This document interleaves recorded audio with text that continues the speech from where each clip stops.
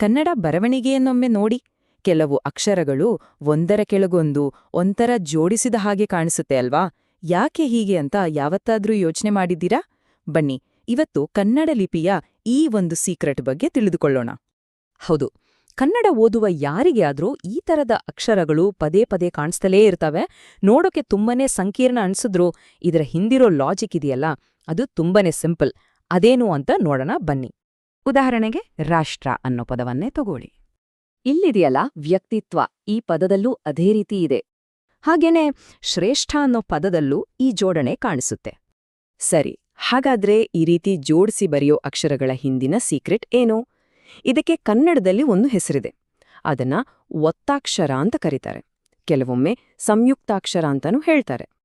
ಸಂಯುಕ್ತಾಕ್ಷರ ಅಂದ್ರೆ ಏನು ಅಂತ ನೋಡೋದಾದ್ರೆ, ಇದು ನಮ್ಮ ಗ್ರಾಮರ್ನಲ್ಲಿ ಬರೋ ಒಂದು ಇಂಪಾರ್ಟೆಂಟ್ ಕಾನ್ಸೆಪ್ಟ್. ಸಿಂಪಲ್ ಆಗಿ ಹೇಳ್ಬೇಕಂದ್ರೆ, ಒಂದಕ್ಕಿಂತ ಹೆಚ್ಚು ವ್ಯಂಜನ ಸೌಂಡ್ಗಳು ಒಂದರ ಹಿಂದೆ ಒಂದು ಬಂದು ಅದಕ್ಕೆ ಒಂದು ಸ್ವರ ಸೇರಿದಾಗ ಈ ಒತ್ತಕ್ಷರ ಆಗತ್ತೆ. ಈ ಒತ್ತಕ್ಷರಗಳಲ್ಲಿ ಮುಖ್ಯವಾಗಿ 2 ರೀತಿ ಇವೆ, ಅಥವಾ 2 ವಿಧ ಅಂತಾನೂ ಹೇಳಬಹುದು. ಅವೇ ಸಜಾತೀಯ ಮತ್ತು ವಿಜಾತೀಯ ಒತ್ತಕ್ಷರಗಳು. ಕೇಳೋಕೆ ಸ್ವಲ್ಪ ಟೆಕ್ನಿಕಲ್ ಅನ್ಸ್ಬೋದು, ಆದ್ರೆ ತುಂಬಾ ಸುಲಭ. ಬನ್ನಿ, ಇವೆರಡರ ನಡುವೆ ಇರೋ ವ್ಯತ್ಯಾಸ ಏನು ಅಂತ ನೋಡೋಣ. ಮೊದಲನೆಯದು ಸಜಾತೀಯ. ಇಲ್ಲಿ ಏನಾಗುತ್ತೆ ಅಂದ್ರೆ ಒಂದೇ ವ್ಯಂಜನ ಮತ್ತೆ ರಿಪೀಟ್ ಆಗುತ್ತೆ. ಉದಾಹರಣೆಗೆ ಅಪ್ಪ ಪದದಲ್ಲಿ ಪ ಕೆಳಗೆ ಇನ್ನೊಂದು ಪ ಬರುತ್ತೆ. ಇನ್ನು ಎರಡನೇದು ವಿಜಾತೀಯ. ಇಲ್ಲಿ ಬೇರೆ ಬೇರೆ ವ್ಯಂಜನಗಳು ಸೇರ್ಕೊಳ್ತವೆ.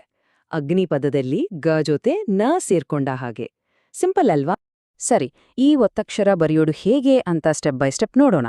ನೋಡಿ, ಮೊದಲು ಒಂದು ಬೇಸ್ ಅಕ್ಷರ ಅಂದ್ರೆ ಮೂಲ ವ್ಯಂಜನ ಇರುತ್ತೆ. ಅದರ ಕೆಳಗೆ ಎರಡನೇ ವ್ಯಂಜನವನ್ನ ಸೇರಿಸಬೇಕು.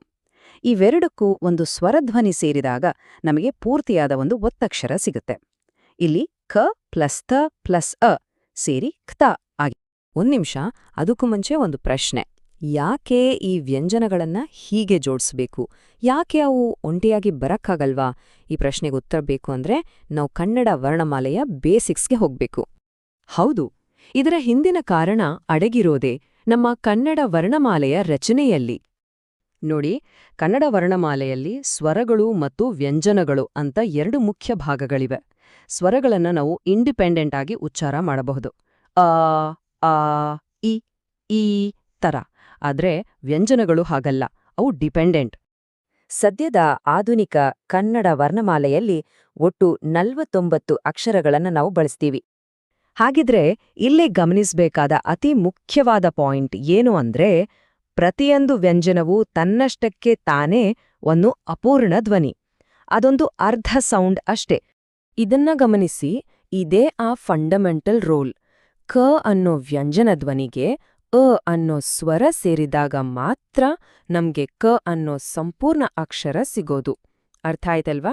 ವ್ಯಂಜನಕ್ಕೆ ಸ್ವರದ ಸಪೋರ್ಟ್ ಬೇಕೇ ಬೇಕು. ಸರಿ, ಈ ಜೋಡಿಸುವ ಪ್ರಕ್ರಿಯೆ ಇದೆಯಲ್ಲ, ಇದು ಕೇವಲ ಅಕ್ಷರಗಳಿಗೆ ಮಾತ್ರ ಸೀಮಿತವಾಗಿಲ್ಲ.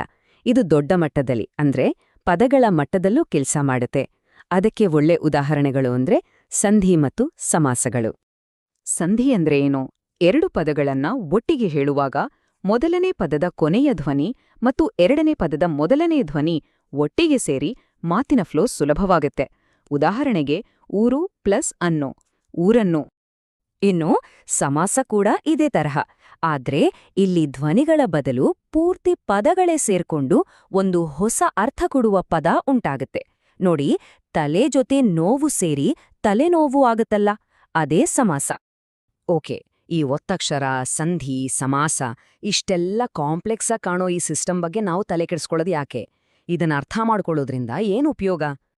ಯಾಕಂದ್ರೆ ಇದ್ರಿಂದ ನಮ್ಗೆ ಸರಿಯಾಗಿ ಉಚ್ಚಾರಣೆ ಮಾಡಕ್ಕೆ ಬರುತ್ತೆ. ಸ್ಪೆಲ್ಲಿಂಗ್ ಮಿಸ್ಟೇಕ್ ಆಗೋದಿಲ್ಲ. ಪದಗಳ ಅರ್ಥ ತಪ್ಪಾಗೋದನ್ನ ತಪ್ಪಿಸಬಹುದು. ಎಲ್ಲಕ್ಕಿಂತ ಹೆಚ್ಚಾಗಿ ಕನ್ನಡ ಭಾಷೆ ಎಷ್ಟು ಸುಂದರವಾಗಿ, ಎಷ್ಟು ಲಾಜಿಕಲ್ ಆಗಿ ಕಟ್ಟಲ್ಪಟ್ಟಿದೆ ಅನ್ನೋದು ಅರ್ಥ ಆಗುತ್ತೆ. ನಮ್ಮ ಸಾಹಿತ್ಯವನ್ನ ಇನ್ನೂ ಆಳವಾಗಿ ಅರ್ಥ ಮಾಡ್ಕೊಳ್ಳೋಕೆ ಇದು ಸಹಾಯ ಮಾಡುತ್ತೆ. ಕೊನೆಯದಾಗಿ ಒಂದು ಪ್ರಶ್ನೆ. ಈ ಭಾಷೆಯ ನಿಯಮಗಳು ಅಂದ್ರೆ ಅವು ಬರೀ ವ್ಯಾಕರಣದ ಚೌಕಟ್ಟುಗಳ, ಅಥವಾ ಒಂದು ಸಂಸ್ಕೃತಿ ತನ್ನನ್ನು ತಾನು ವ್ಯಕ್ತಪಡಿಸಿಕೊಳ್ಳುವ ಒಂದು ಸೌಂದರ್ಯದ ಭಾಗನ? ಯೋಚನೆ ಮಾಡಿ. ಈ ನಿಯಮಗಳನ್ನ ಅರ್ಥ ಮಾಡ್ಕೊಂಡಾಗ ನಮ್ಗೆ ಕೇವಲ ವ್ಯಾಕರಣ ಗೊತ್ತಾಗೋದಲ್ಲ, ಬಹುಶಃ ಆ ಸಂಸ್ಕೃತಿಯ ಸೌಂದರ್ಯವೇ ನಮ್ಗೆ ಪರಿಚಯವಾಗುತ್ತೆ.